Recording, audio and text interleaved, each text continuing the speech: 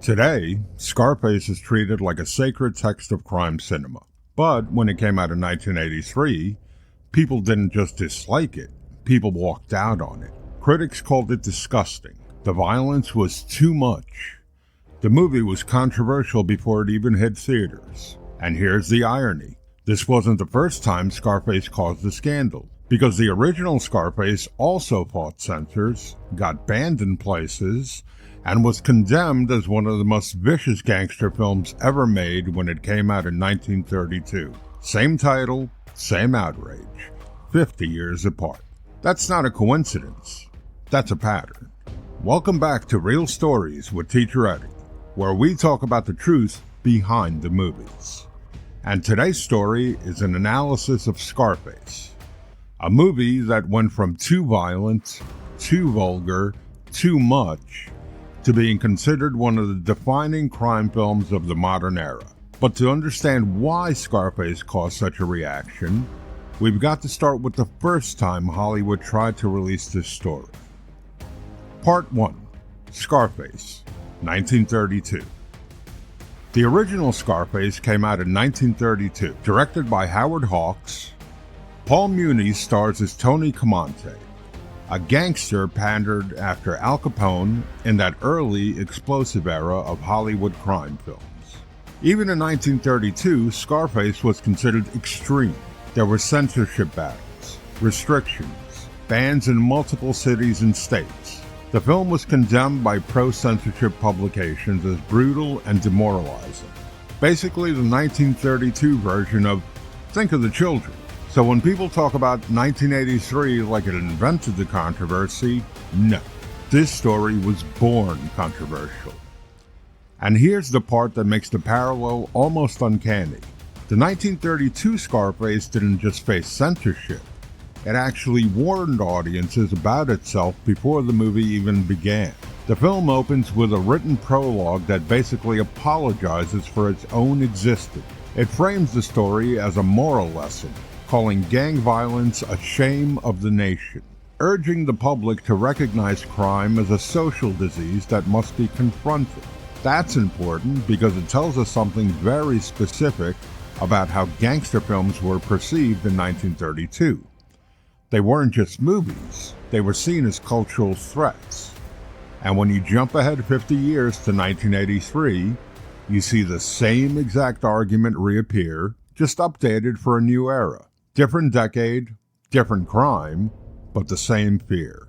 In 1932, the concern was that gangster films glamorized bootleggers and criminals.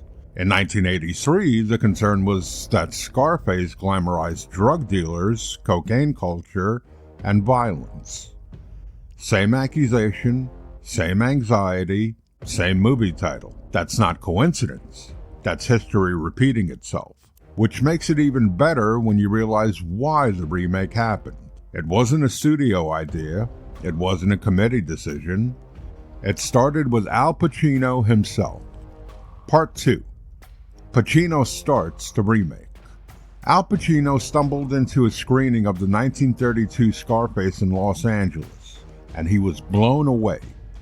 So blown away that he basically leaves the theater and calls his friend, producer Marty Bregman, because he suddenly sees the remake in his head. The 1983 Scarface exists because of the will of Pacino and Bregman. That's the spark. And here's the next decision that changes everything.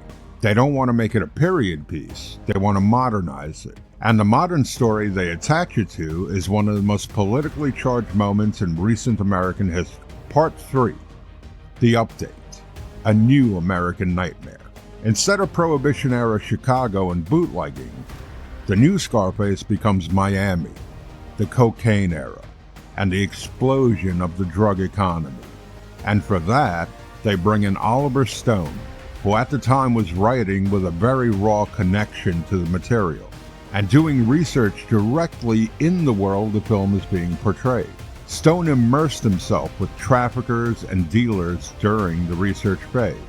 Stone said the infamous chainsaw scene was inspired by a real-life anecdote he heard during that research. Now, the film could have gone two ways. It could have been gritty and grounded, But Brian De Palma goes operatic, big, loud, neon, excess. A crime tragedy that feels like it's screaming at you. And the moment the film makes that shift, you can almost feel the backlash forming. Because the subject matter is not neutral, and the people being portrayed are not an abstraction. Part 4. Protest before the movie even opens. Before Scarface even hits the theaters, it's already a target. The production faced heavy blowbacks from Miami's Cuban-American community. Enough that reports described the production being chased out of Miami and relocated after only a few weeks to California. And regardless of where you land on the depiction, the important thing is that the controversy wasn't created by critics in hindsight. It was happening in real time, during production. So the film is already fighting on one front, and then it runs directly into the second front, the ratings board. Part 5. The X rating fight. In 1983, an X rating was basically a commercial death sentence for a movie.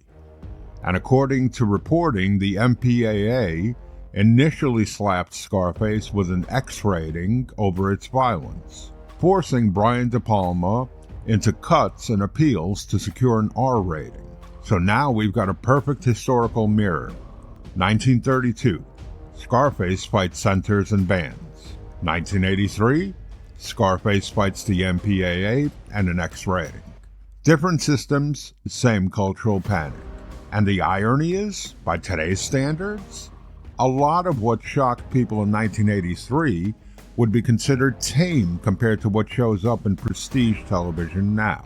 But in 1983, audiences weren't ready for this kind of relentless violence or profanity, packaged as a glossy, operatic American nightmare. Which brings us to the movie's release. Part 6. Release shock. Scarface wasn't a total box office disaster, but it wasn't embraced as a masterpiece either. The reaction was polarized. Some loved the audacity, others were repulsed. And then there's this story.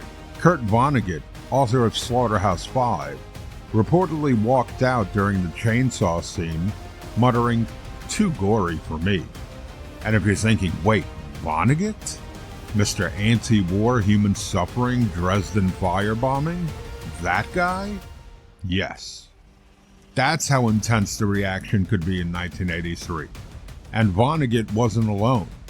Contemporary reports describe audience members openly leaving theaters, with critics debating whether the film crossed the line from depiction into indulgence. And here's the lesson. The film wasn't just being judged as a movie, it was being judged as a social problem, a moral threat, a cultural infection, which is exactly what happened to the original in 1932. Part 7. From controversy to cult classic. And then something happens that has rescued more movies than critics ever will. Time. Because the film doesn't change. The world around it does. When Scarface is released in 1983, America is still trying to understand what it's looking at. Cocaine hasn't fully yet entered the public consciousness as a national crisis.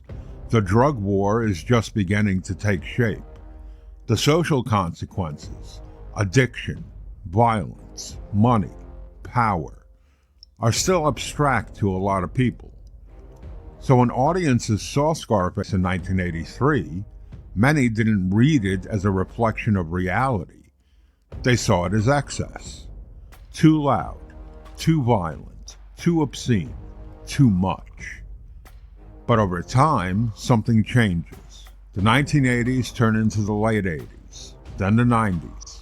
Cocaine doesn't remain a rumor or a headline. It becomes a lived reality. Communities are destroyed. Crime explodes. The war on drugs becomes a defining political issue. And suddenly, what once felt exaggerated begins to feel familiar. What Scarface was showing people in 1983 wasn't fantasy. It was just too early. The film didn't become less extreme. The world just caught up to it. At the same time, cinema itself changes.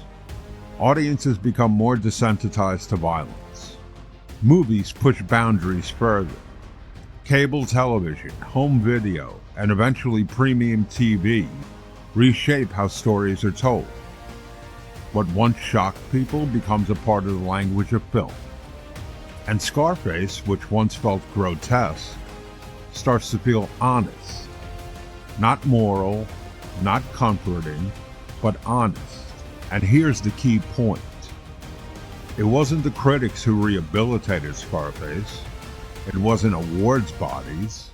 It wasn't censorship boards reversing themselves. It was the audience. People kept watching it, quoting it, returning to it. Entire subcultures adopted it, particularly within hip-hop, where Tony Montana became shorthand for ambition, excess, and the dangers of believing your own myth. Whether those interpretations were correct or not is a conversation for another episode. What matters here is that Scarface stayed alive. And slowly, over time, the question stopped being, is this movie irresponsible? And became, what was this movie trying to tell us? That's when Scarface crosses the line from controversy into canon. Final thoughts. In 1932, Scarface was condemned as a moral threat. In 1983, Scarface was condemned again, for the same reasons, in a different language. And in both cases, time did the same thing.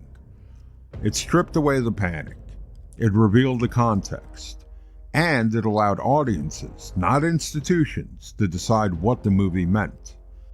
Scarface didn't become a classic because critics changed their minds. It became a classic because reality caught up to it. Leave a comment below if you think Scarface is primed for another remake as it approaches its 50th anniversary again, and the world is facing new threats. I hope you enjoyed this episode of Real Stories. Check out some of my other series such as Real Facts and Real Scandals. And as a reminder, I upload several new episodes weekly. Also, please join the Real Movie Discord. The link is on the screen or check in the description. And if you haven't yet, please like and subscribe for future videos. I'm Teacher Eddie, and this has been Real Stories, where we discuss the truth behind the movies. Catch you next time, fam.